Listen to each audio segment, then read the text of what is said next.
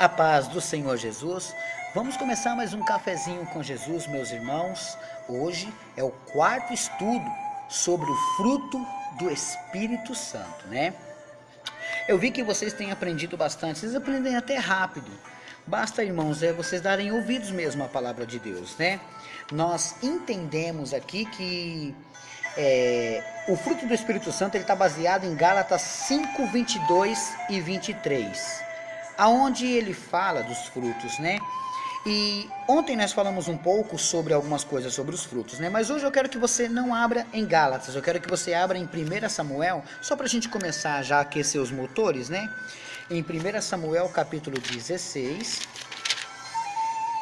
e no verso 7. 16, 7, olha só o que está aqui no capítulo 16 e o verso 7. Porém o Senhor disse a Samuel: não atentes para a sua aparência, nem para a altura da sua estatura, porque eu tenho rejeitado, porque o Senhor não vê como o homem vê. E o homem vê o que está diante dos olhos, porém o Senhor vê o coração. O que eu quero mostrar com isso é que todo aquele que faz a vontade de Deus se assemelha a Ele. Então, enquanto a gente não olha como Deus vê, não consegue ter essas dádivas de Deus, a gente vai sempre julgar, sempre vai falar alguma coisa errada mesmo, onde a gente vai calcular as coisas erradas, né? Vocês viram aí? O homem vê o que os olhos enxergam, somente isso ele pode fazer. Mas Deus vê o coração. Portanto, se tivermos o Espírito, veremos assim, como Ele. Às vezes, as pessoas usam armas poderosas que nos convencem que dá para ver. Por exemplo, eu vou dar um exemplo aqui para vocês entenderem. Ó.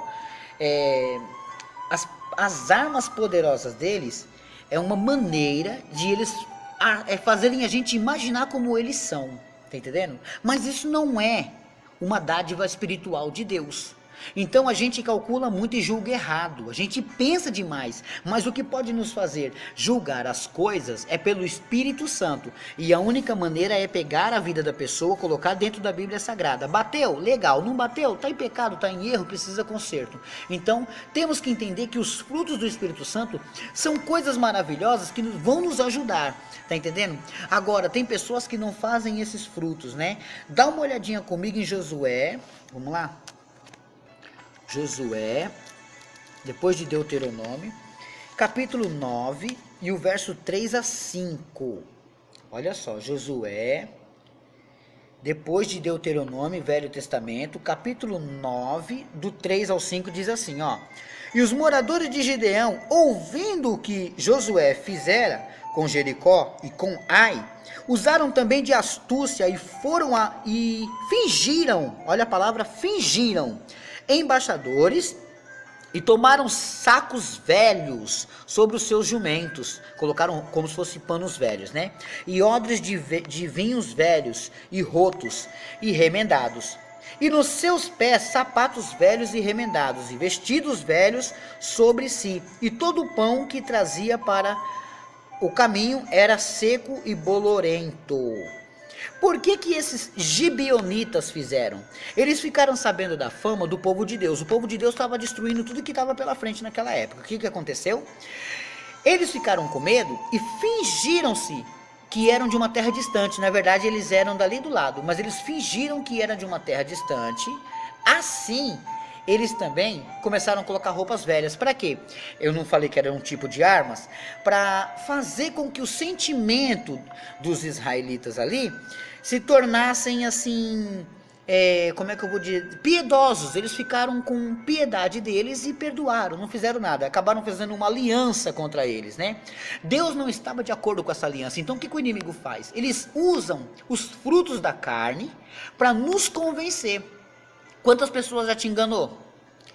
Fazendo uma cara de piedade. Quantas pessoas te enganou fazendo uma carinha triste que estava precisando e você quebrou a cara quando ajudou? Por quê? Porque a gente cai nesse laço. Mas se a gente tem o Espírito de Deus, o Espírito de Deus não deixa a gente cair nesse tipo de engano. Tá entendendo agora? Por isso que os frutos deles são frutos da carne. Esse foi Josué. Tá entendendo? Josué praticou um engano, porque ele acabou acreditando, como eles estavam com jumentos e odres velhos de vinhos, roupa remendada, pão mofado, acharam mesmo que eram pessoas de longe. Aí ele pensou, eu não vou destruir eles, né? Nós não temos nada contra eles. Pode ficar aqui com a gente. Fez uma aliança com os gibeonitas. Olha só. Eles se tornaram espinho nos olhos de Israel. Agora, o que eu quero dizer com isso? É que você tem que tomar cuidado com os frutos da carne. Tá entendendo? Busque o Espírito Santo, porque se você buscar o Espírito Santo, aí sim você vai ter os dons e vai ter os frutos do Espírito Santo. Com isso, você vai poder dedicar-se a ensinar e também não ser enganado. Tá entendendo? Abre a sua Bíblia comigo em 2 Timóteo. Vamos lá, no Novo Testamento. Segunda carta a Timóteo, lá no Novo Testamento, você vai encontrar 1ª e 2ª Tessalonicenses, aí você vai encontrar 1 Timóteo, e aí em seguida 2 Timóteo, no seu capítulo 3, e no verso 5, está escrito assim, ó: tende aparência de piedade, mas negando a eficácia dela, destes, afasta-te. Eu vou ler de novo porque esse é forte, olha só. Tendo a aparência de piedade. O que está dizendo aqui em 2 Timóteo capítulo 3, verso 5, é para você tomar cuidado com essas pessoas que têm cara de piedade, mas eles negam a eficácia dela. E aí o que ele diz? Afasta-te deles, afasta, não fica perto não, esse povo vai te enganar, vai levar o que você tem, sabia? Como tem muitos pastores e muitos falsos pastores vivendo hoje dessa maneira. Tá? Eu não tenho medo de falar e não tenho trava na língua não. Porque se eu tiver no engano, você pode falar. Se eu não tiver... Agora, pessoas dessa maneira fazem uma cara de piedade, arrancam do povo, enganam, como os políticos fazem, como muitos governantes fazem. Eles fazem cara de piedade, mas negam a eficácia dela, fazendo assim com que a pessoa caia no seu laço, no seu engano, na sua mentira. E aí? Você já foi enganado assim? A carinha de tristeza te enganou? A pessoa chegou e falou, poxa, compra aquele armário, aquele guarda-roupa, aquele fogão pra mim, sabe? Eu vou te pagar certinho, eu vou fazer isso. Aí você ficou com dó, aquela cara de piedade, mas dentro dela não tinha a eficácia disso. O que aconteceu? Pagou a primeira, a segunda e sumiu. Quem é que tá pagando ou tá com o nome sujo agora? Você. Porque acreditou naquela cara de piedade. Tá entendendo? Esse é o risco, esse é o perigo, porque a gente acredita que é dessa maneira mesmo. Tá entendendo? Agora veja um bom, veja um que tem o Espírito de Deus. Veja aqui, um que tem o Espírito de Deus. 1 Reis, olha só. Vamos lá? 1 Reis, no seu capítulo 14. E no verso 1 a 6, 1 Reis, capítulo 14, 1 a 6. Ó. Naquele tempo adoeceu Abiás, filho de Jeroboão. E disse Jeroboão à sua mulher, levanta-te agora e disfarça-te, para que não conheçam que és mulher de Jeroboão, e vai a Siló. Eis que lá está o profeta Aiás, o qual falou de mim, que eu seria rei sobre este povo. Versículo 3. E toma na tua mão 10 pães e bolos e uma botija de mel e vai a ele. E ele declarará o que há de suceder a este menino. E a mulher de Jeroboão assim fez e se levantou e foi a Siló e entrou na casa de Aiás. E já Aiás não podia ver porque os seus olhos estavam já escurecidos, quer dizer, ele era cego, por causa da sua velhice, ele não enxergava mais. Verso 5. Porém o Senhor disse a Aiás, ó, quem tem o Espírito, Deus fala, não precisa nem que você enxergue. Porém o Senhor disse a Aiás, eis que a mulher de Jeroboão vem consultar-te sobre o seu filho, porque está doente. Assim e assim lhe falarás, e há de ser que, entrando ela, fingirá ser outra. Tá vendo?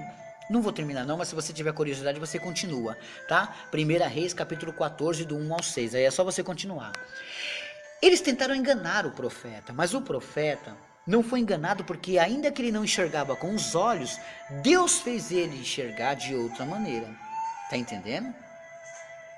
Agora veja o versículo 6.